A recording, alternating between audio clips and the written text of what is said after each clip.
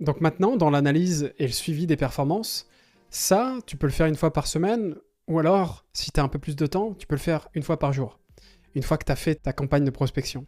Et ça va t'aider vraiment à t'auto-analyser et à savoir si tu es dans le bon ou s'il y a beaucoup de choses à améliorer. À chaque fois que tu fais tes calls, à la fin de tes calls, tu peux te poser les bonnes questions sur ton attitude, sur le ton, sur la structure, sur les objections. 1. L'attitude. Est-ce que tu as écouté pour comprendre, pour savoir de quoi il s'agissait, ou est-ce que tu as finalement écouté pour juste répondre à l'objection? On en a parlé. Est-ce que tu as marqué des silences avant d'appeler, et même avant de parler, pardon? Est-ce que tu as marqué des silences? On en a beaucoup parlé, des silences. Est-ce que tu étais détaché du résultat? Oui, non. Est-ce que tu as souri pendant tes calls? Oui, non. Est-ce que tu as respecté ton attitude, le ton, l'attitude que tu devais avoir, à savoir te lever, monter en énergie, etc. dans ton challenge? Oui, non. Est-ce que tu as varié ton débit? Est-ce que tu as parlé d'une voix calme, détendue et assurée? Est-ce que tu as adopté un ton aimable, conversationnel? Est-ce que tu as demandé la permission avant de pitcher?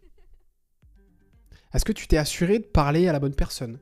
Est-ce que tu as mis en lumière un ou des potentiels problèmes qui lui correspondent? Est-ce que tu as demandé l'opinion à ton prospect? Est-ce que tu as proposé un rendez-vous? Est-ce que l'appel a duré un peu plus d'1 minute?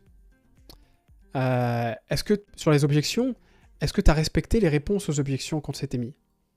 Est-ce que tu as marqué une pause après avoir entendu l'objection?